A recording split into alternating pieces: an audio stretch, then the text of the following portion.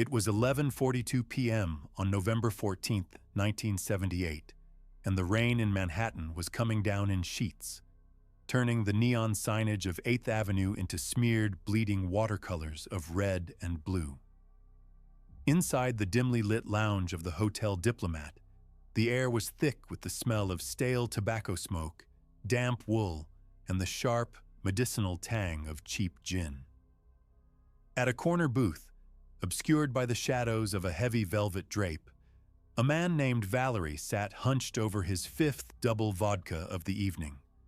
To the casual observer, he was just another mid-level trade delegate washing away the grime of the city, a man with a cheap suit, a receding hairline, and the heavy, melancholic eyes of someone who had seen too much of the world's gray machinery. But Valerie was not a trade delegate. He was a lieutenant colonel in the 1st Chief Directorate of the KGB, a man whose mind held the architectural blueprints of 3 separate dead-drop networks across the eastern seaboard. He carried in his head the names of 4 American assets working within the defense industry, the precise radio frequencies for emergency bursts to Moscow, and the location of a hollowed-out tree stump in Westchester County that currently contained $30,000 in unmarked bills. He was a walking vault of state secrets, a man trained by the most rigorous intelligence service on the planet to be invisible, impenetrable, and silent. Sitting across from him was a woman who introduced herself as Candy. She wore a dress that caught the low light of the bar, her makeup applied with the deliberate, heavy hand of someone working the late shift in a district known for transactional affection. She laughed at his jokes, touched his hand when his voice wavered, and listened with a wide-eyed, hypnotic intensity that Valerie had not encountered in years. She was the only person in New York City who seemed to see him. Not the spy, not the bureaucrat, but the man. As the clock ticked toward midnight, Valerie leaned in close, his breath heavy with alcohol and desperation. He lowered his voice, not to a whisper, but to a conspiratorial rumble. "You know," he said, his English heavily accented, slurring over the consonants, "I am not who you think I am. I am important. I am dangerous." Candy squeezed his hand. "Tell me," she said softly. "I like dangerous men." And so he did. Over the next 3 hours, the lieutenant colonel of the KGB dismantled his own life, brick by brick, confession by confession, pouring the secrets of the Soviet Union into the ears of a woman he believed to be a prostitute. He did not know that the pearl earring she wore contained a microphone no larger than a grain of rice.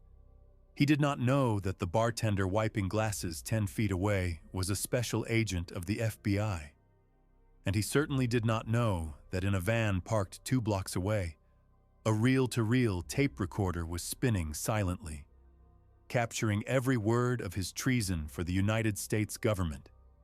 To understand how a man trained to withstand torture could be undone by a few drinks and a sympathetic ear, we must look beyond that rainy night in 1978. We must examine the crushing weight of the Cold War's silent battles, the psychological erosion of the deep-cover operative, and the ruthless, patient machinery of American counterintelligence that waited, like a spider in the center of a very large web, for the inevitable vibration of a mistake. The Cold War in New York City was not fought with tanks or missile silos. It was fought in the quiet corners of hotel lobbies, on park benches in Queens, and in the sterile, fluorescent-lit corridors of the United Nations. By the late 1970s, New York was the espionage capital of the world. The United Nations headquarters on the East River provided the perfect cover for Soviet intelligence operations. The KGB and the GRU, Soviet military intelligence, flooded the city with officers posing as diplomats, trade representatives, journalists, and cultural attachés. The FBI estimated that at any given time, nearly 1/3 of the Soviet personnel in New York were active intelligence officers. This created a unique ecosystem of surveillance and counter-surveillance. The FBI's New York field office, specifically the Counterintelligence Division, known as Division 5, was engaged in a 24-hour war of attrition. They trailed targets through the subway system, tapped phones in the Soviet mission, and recruited janitors, doormen, and taxi drivers as informants. It was a game of numbers and patience. The Soviets knew they were being watched. The FBI knew the Soviets were watching back. The goal was not always to arrest. Arrests caused diplomatic incidents and expulsions, but to control, to feed disinformation, and to identify the illegals, the deep cover agents who operated without diplomatic immunity. But the most valuable target for the FBI was not a document or a codebook. It was the human soul. The Bureau's behavioral science units had begun to understand that the greatest vulnerability of the Soviet spy was not a lack of tradecraft, but the crushing isolation of their existence. These men lived in a state of permanent paranoia. They were watched by the FBI, but they were also watched by their own security officers, the internal KGB directorate responsible for monitoring loyalty. They lived in the most decadent city in the world, but were forbidden from enjoying it. They were surrounded by wealth, freedom, and excess, yet forced to adhere to the rigid, austere discipline of the party. This cognitive dissonance created fractures, stress lines in the psyche. And the most common sealant used to patch these cracks was alcohol. The culture of the KGB was steeped in vodka. It was a social lubricant, a stress reliever, and a test of manhood. But in the isolation of a foreign posting, drinking often shifted from a cultural habit to a pathological necessity. The FBI knew this. They watched the bars. They watched the liquor store, receipts. They looked for the telltale signs of a man who was drinking not to celebrate, but to forget who he was. Valery fit the profile perfectly. Born in a grim industrial city in the Urals, he had been identified early for his linguistic aptitude and ideological purity. His dossier, reconstructed years later by Western analysts, painted a picture of a man who was brilliant but fundamentally hollow. He had been recruited into the KGB straight out of university, seduced by the promise of travel, power, and belonging to the elite vanguard of the global revolution. He had excelled at the Andropov Institute, mastering the arts of encryption, dead drops, and surveillance detection. But the reality of espionage is rarely James Bond. It is mostly filing reports, waiting in the rain, and enduring the crushing boredom of a double life. By the time he was posted to New York under the cover of a trade attaché, Valery was already fraying at the edges. The pressure from Moscow Center was relentless. They demanded intelligence on American technology, on political maneuvering, on the personal lives of senators. If he failed to deliver, he feared recall, a one-way ticket back to a desk job in Moscow, or worse. His marriage, strained by the secrets he kept and the distance of his posting, had collapsed into a cold, silent arrangement. He lived in a cramped apartment in the Soviet residential complex in Riverdale, a gilded cage where every conversation was assumed to be monitored by his own superiors. New York City lay just outside the gates, a dazzling, terrifying, chaotic organism that he was simultaneously tasked with destroying and forbidden from touching. So, he drank. He drank to quiet the voice in his head that asked if it was all worth it. He drank to numb the fear of the FBI surveillance teams he saw, or thought he saw, on every street corner. And most dangerous of all, he drank to feel something other than fear. Alcohol made him feel powerful again. It restored the grandeur of his mission. When he was drunk, he wasn't a lonely bureaucrat in a cheap suit. He was a secret warrior, a man of destiny. And a man of destiny needs an audience. The FBI's operation to snare Valeri was not a spur-of-the-moment decision. It was a masterpiece of operational psychology, planned over 6 months. The Bureau had identified him as a soft target almost immediately upon his arrival. Surveillance logs showed a pattern. Valeri would leave the Soviet mission late at night, often alone, and wander the bars of Midtown. He avoided the high-profile spots where other diplomats gathered, preferring the darker, seedier establishments, where he could disappear into the anonymity of the night. The agents of the squad, the FBI team assigned to Soviet targets, noticed that Valeri solicited the company of women. Not for long-term affairs, which were dangerous and strictly forbidden, but for brief, transactional encounters. He craved intimacy, but feared attachment. He wanted someone to talk to, someone who didn't care about Marxism-Leninism or production quotas. He wanted a confessor who would vanish in the morning. The FBI decided to give him exactly what he wanted, but with a twist. They wouldn't just send in a surveillance team, they would send in a player. They needed an undercover agent who could inhabit the role of a sex worker or high-end escort with absolute conviction, someone who could navigate the dangerous waters of the New York night while maintaining the discipline of a federal agent. Enter Special Agent Catherine, a pseudonym for the operation. Catherine was a rarity in the 1970s FBI, a female agent in a male-dominated field, specifically trained for deep cover work. She was not the caricature of a honey trap. The Soviet swallows were trained to use sex as blackmail. Catherine's mission was different. She was trained to use empathy as a weapon. Her objective was not to compromise Valeri so he could be blackmailed, but to create a psychological environment where he would compromise himself voluntarily. She was to be the vessel for his ego. The setup required absolute control of the environment. The FBI selected the Hotel Diplomat's Lounge because it was already on Valeri's rotation of bars. They approached the management, swearing them to secrecy under the banner of national security. The bartender was replaced by an agent. The booth Valeri favored was wired for sound, but the audio technology of the 1970s was notoriously unreliable in noisy environments. The clinking of glasses and background music could drown out a whisper. Therefore, the primary recording device had to be on Catherine. The Technical Services Division rigged a purse with a high-fidelity recorder, but the backup, the wire she wore, was the critical failsafe.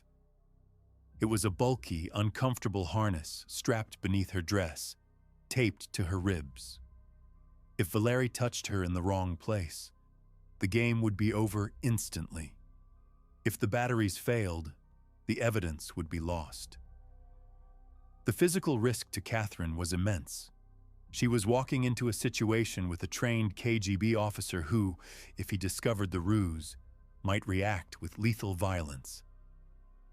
KGB officers were known to carry suicide pills or concealed weapons. She would be alone in the booth with him, her backup team seconds away, but still separated by physical distance. On the night of the operation, the stage was set. The rain was a stroke of luck. It drove people indoors and created a cozy, isolated atmosphere in the bar. Valeri arrived at 10:15 p.m. He was already tipsy, having started drinking at a reception earlier in the evening. He ordered a vodka, then another. The surveillance team outside signaled Catherine. She entered the bar at 10:45 p.m. She didn't approach him immediately. She sat at the bar, ordered a drink, and waited. She let him see her. She let him watch her interact with the bartender, establishing her cover as a regular working girl waiting for a date that hadn't shown up. She looked tired, a little sad, but beautiful in a weary, accessible way. This was the hook. Valeri didn't want a supermodel. He wanted a companion in misery. At 11:40 p.m., Valeri made his move. He signaled for her to join him. Catherine hesitated, part of the script, before picking up her drink and sliding into the booth opposite him. The conversation began with the usual dance. Valeri asked her name. She gave him the alias. He asked what she was doing there. She spun a story about a canceled appointment and a dislike of the rain. It was mundane, believable. Valeri ordered a bottle of vodka for the table. This was the first critical juncture. Catherine had to drink with him to maintain the cover, but she had to stay sober enough to steer the conversation. She employed the spill and sip technique, taking small sips while managing to discard amounts of alcohol into a napkin or a potted plant when he wasn't looking, though often she simply had to match him pace for pace and rely on her tolerance. As the vodka level in the bottle dropped, Valeri's demeanor shifted.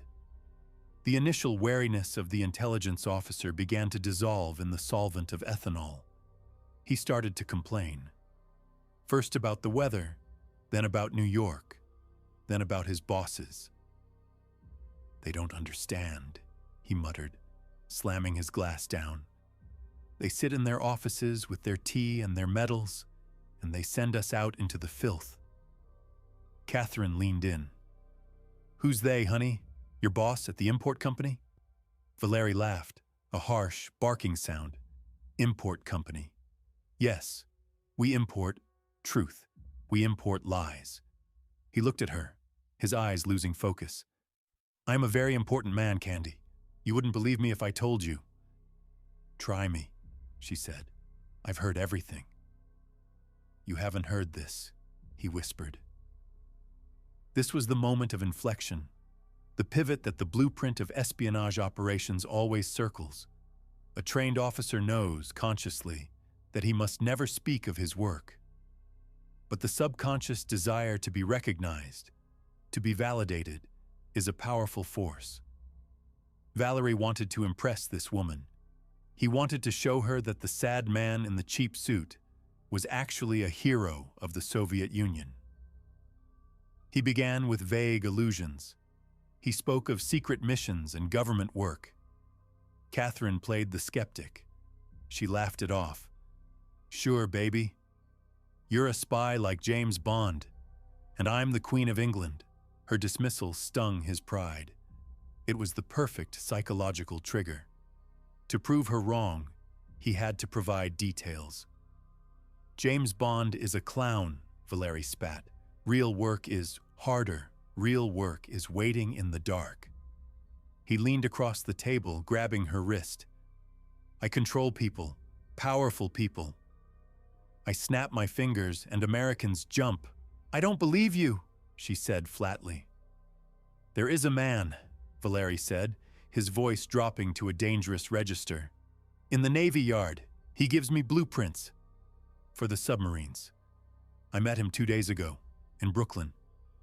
In the surveillance van, the FBI agents froze. The tape reels spun silently.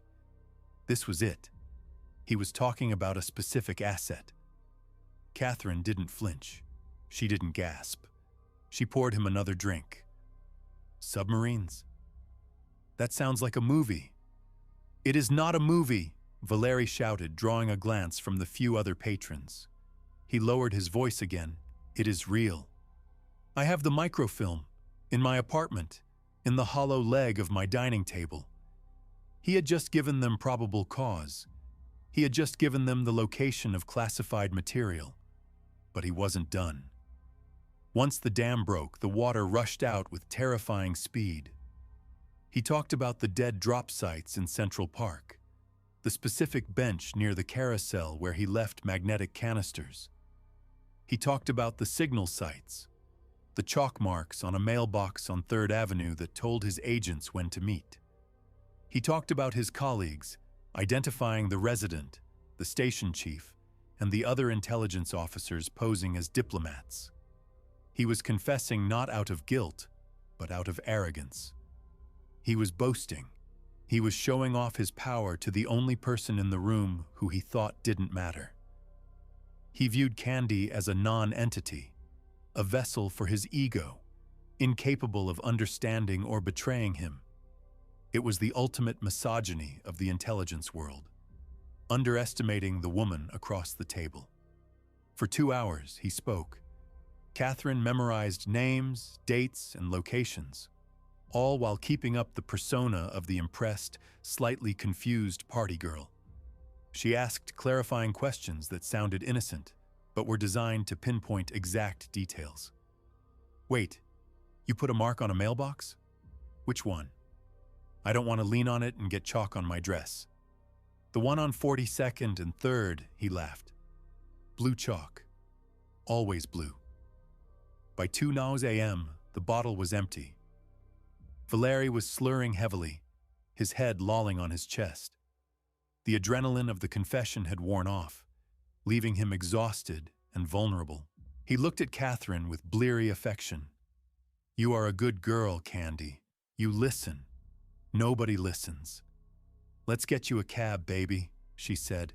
"You need to sleep." "No cab," he mumbled. "Walk. I need air." They stumbled out of the bar into the rain. The cold air hit Valeri like a physical blow. He swayed, holding on to Catherine for support. The surveillance team was all around them now. Men in parked cars, men in doorways, invisible in the downpour. They walked a block. Valeri stopped, leaning against a brick wall. He looked at her, a sudden flash of clarity in his eyes, a moment of sobriety that often comes right before the blackout. "I said too much," he whispered. Panic flickered across his face. I talked." "You just talked about your job, honey." "It's okay," Catherine soothed him. "No," he said, pushing her away. "No. Who are you?" The paranoia was back. His hand went to his pocket. The FBI agents moved in. It wasn't a dramatic shootout. It was a swift, brutal choreography of motion. 2 cars screeched to the curb. 4 men in trench coats surrounded them. Valeri reached for something, perhaps a weapon, perhaps just a defensive reflex, but his arms were pinned before he could move. "FBI, don't move." The shock on his face was absolute. He looked at the agents, then he looked at Candy. He saw her step back, her posture straightening, the party girl persona vanishing like smoke. He saw the cold, professional intelligence in her eyes. "I'm sorry, Valeri," she said. Her voice different now, crisp, American, authoritative. "It's over." The realization broke him. He sagged in the agent's grip, the fight draining out of him along with the alcohol. He was shoved into the back of a sedan. The rain continued to fall, washing the sidewalk clean where the confession had happened. The aftermath of that night rippled through the intelligence community for years. Valeri was taken to a safe house, not a jail cell. The interrogation began immediately, while he was still hungover and disoriented. Confronted with the tape recording of his own voice, he had no defense. The details were too specific, the admissions too damning. He was given a choice: face a public trial and decades in an American prison, or cooperate fully. If he cooperated, he could defect. He could disappear into the witness protection program. He could never go home, never see his family in Russia again, but he would live. Valeri chose life. Over the next 6 months, he was debriefed extensively. He identified 3 deep-cover illegals living in the suburbs of New York and New Jersey. He exposed the naval asset he had bragged about, leading to the arrest of an engineer who had been selling sonar schematics for 5 years. He revealed the internal codes used by the KGB residency to communicate with Moscow. It was an intelligence bonanza, one of the most significant counterintelligence victories of the decade. But the victory was quiet. There were no press conferences. The arrests were handled quietly, to protect the sources and methods, specifically, the method of using an undercover female agent to elicit a confession in a bar. The FBI did not want the KGB to know exactly how Valery had been broken. They wanted the Soviets to wonder. They wanted them to be paranoid. Valery vanished into the American heartland, given a new name, a new history, and a modest stipend. He likely spent the rest of his life looking over his shoulder, wondering if the KGB's Line F, the department responsible for wet affairs or assassinations, would ever catch up with him. For Catherine, the operation was a career-defining success, but it carried a heavy toll. Deep cover work requires a fracturing of the self. To catch Valery, she had to empathize with him. She had to build a genuine connection, however brief and manufactured, and then betray it. She had to watch a man destroy himself and encourage him to do it. In the debriefing logs, there is a note from her handler. It describes her demeanor after the operation as subdued. When asked about the encounter, she reportedly said, "He wasn't a monster. He was just a lonely drunk who wanted to be important. That's what made him dangerous, and that's what made him easy." This case illustrates the fundamental paradox of Cold War espionage. We often imagine it as a game of high-tech gadgets and supermen, but at its core, it was a game of human frailty. The systems, the KGB, the FBI, the CIA, were massive, impersonal machines. But the gears of those machines were people. People who got lonely, people who got drunk, people who needed to brag to a pretty woman in a bar because the silence of their secret life was too loud to bear. The brilliance of the operation lay not in the technology, but in the understanding of this human truth. The FBI didn't hack Valery's codes. They hacked his psychology. They understood that a secret is a burden, and that under the influence of alcohol and perceived intimacy, the urge to lay that burden down becomes irresistible. Valery's confession was a failure of tradecraft, yes. But more than that, it was a failure of the Soviet system to account for the humanity of its own agents. They built a perfect spy, but they forgot he was a man. And on a rainy Tuesday in Manhattan, in a booth at the Hotel Diplomat, that man simply wanted to be heard. The tape of that night remains in the FBI archives. It is a grainy, hissing recording, punctuated by the clink of ice in glass and the distant wail of sirens. But if you listen closely, you can hear the sound of the Iron Curtain cracking. Not with a bang, but with a whisper. You can hear the history of the late 20th century shifting, one vodka at a time. But to fully grasp the magnitude of this collapse, we must zoom out from the Hotel Diplomat. We must look at the year 1978 itself. It was a year of escalating tension. The SALT II talks were stalling. The proxy wars in Africa were heating up. The Soviet Union was beginning its slow, agonizing stagnation, though few in the West realized how deep the rot went. The intelligence war in New York was a microcosm of this larger geopolitical stalemate. The KGB residency in New York was under immense pressure to steal American technology. The Soviet economy was faltering. They needed Western innovation to keep up militarily. This pressure trickled down to officers like Valery. They were given quotas. Get us the plans for the guidance system. Get us the chemical formula for the new polymer. It was a desperate, hungry demand that forced officers to take risks. Valery's risky behavior, the drinking, the women, was a symptom of this systemic pressure. He was a cog in a machine that was running too hot. And the FBI, observing the machine from the outside, looked for the sparks that indicated a gear was about to strip. The actor dossier on Valery, compiled by the FBI before the operation, is a fascinating document. It lists his known habits: smokes unfiltered cigarettes, buys American jazz records, forbidden, visibly anxious during debriefs at the mission. These were the breadcrumbs. The FBI profilers built a model of his mind. They knew he felt underappreciated.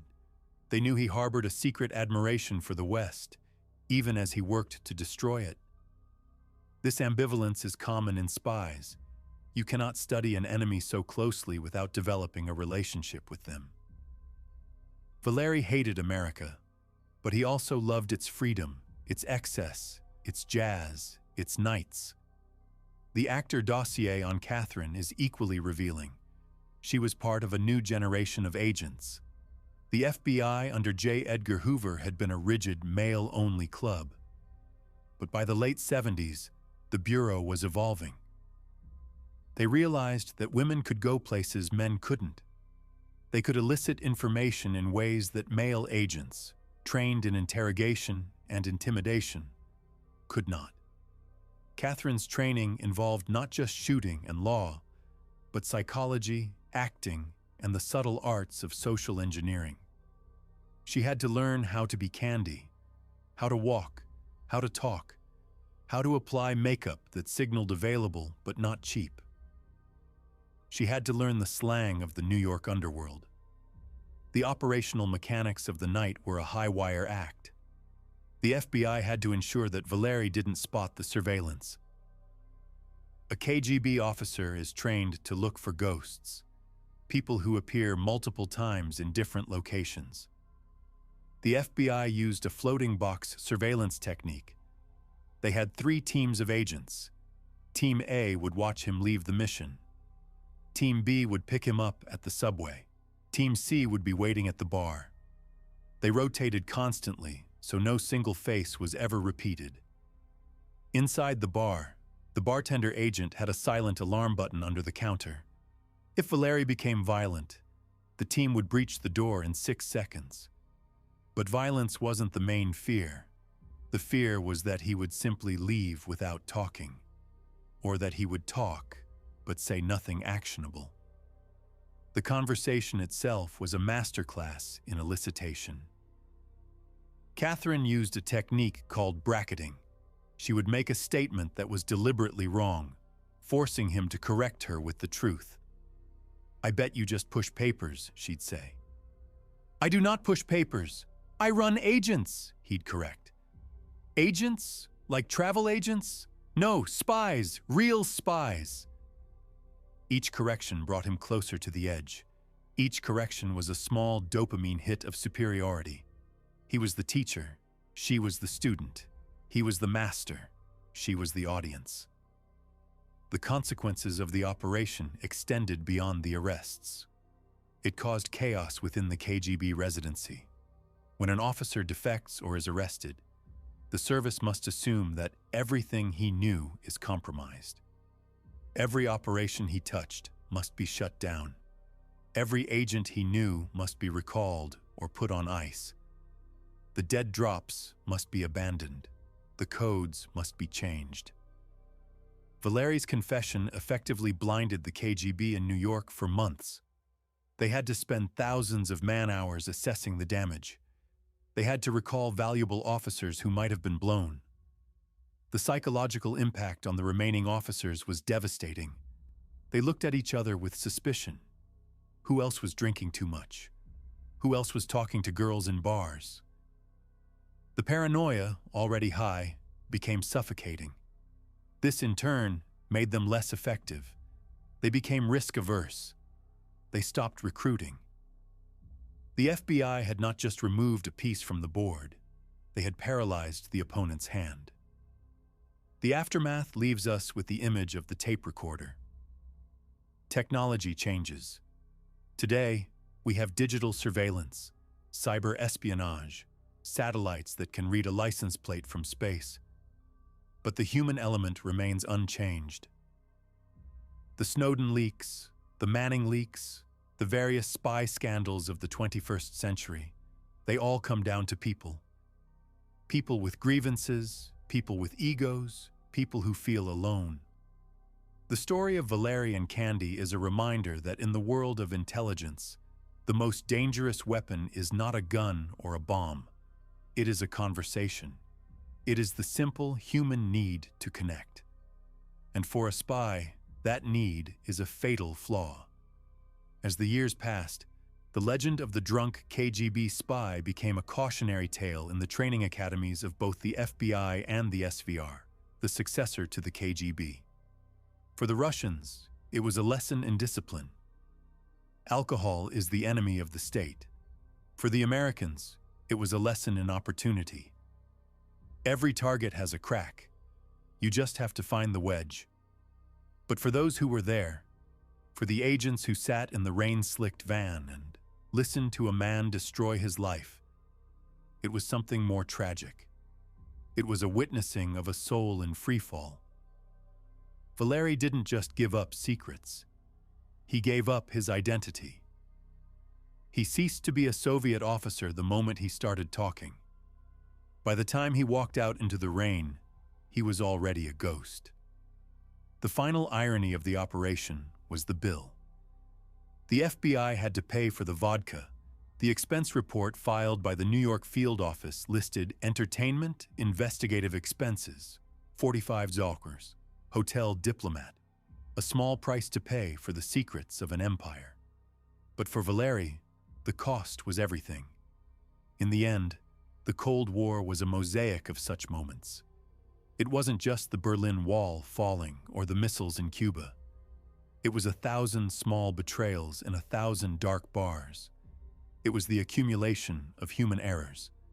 It was the story of a man who wanted to be a hero for one night, and in doing so, became a traitor for all time. The rain stopped eventually that night in 1978. The city woke up. The garbage trucks rolled down 8th Avenue. The diplomats went to the UN. The spies went to their dead drops.